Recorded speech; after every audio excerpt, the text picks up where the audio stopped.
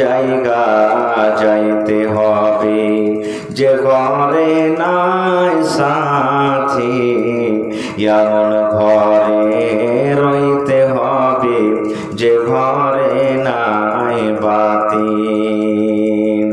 দাদা গেছেন, বাবা গেছেন, কেউ তো ফিরে এলো না, এমনি ভাবে যাইতে হবে, তোরা কেনে বুঝিস না।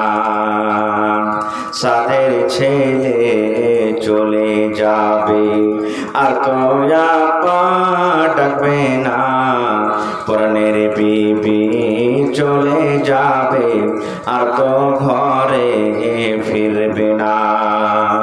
নারে তাকবীর। আজকে জলসার যোগ্যতম শ্রদ্ধেয় সভাপতি সাহেব